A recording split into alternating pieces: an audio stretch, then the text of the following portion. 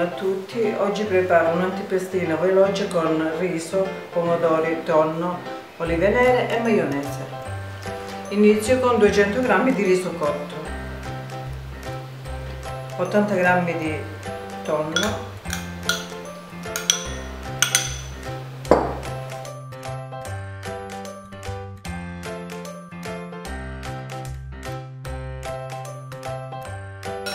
faccio pezzettini le olive,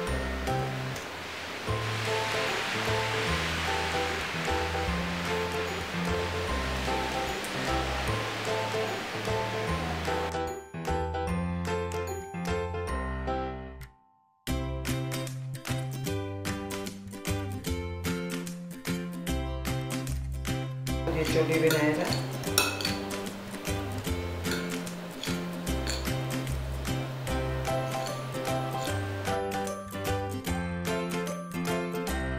precedentemente ho fatto la maionese che la farò in un altro video.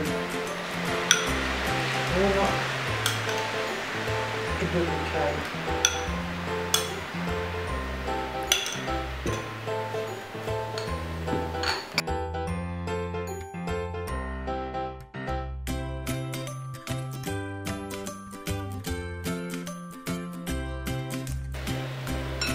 Dopo aver fatto il ripieno mi preparo i pomodori, li vado a tagliare e tolgo i semi.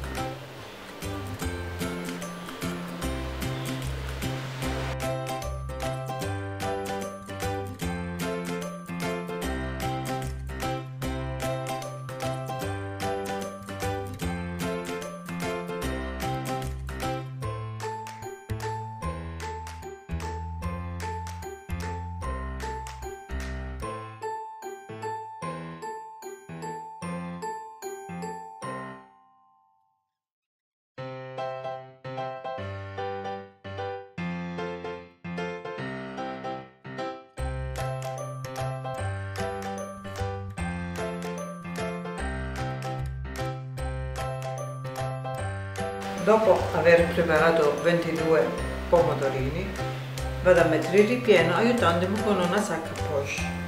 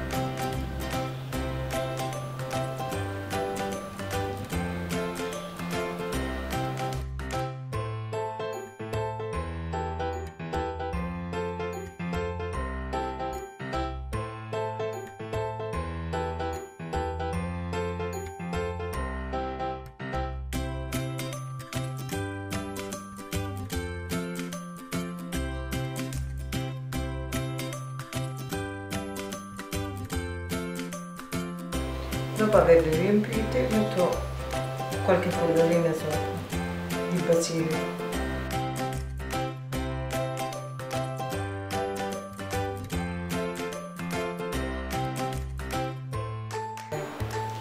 Eccoli pronti. Grazie della visione, alla prossima.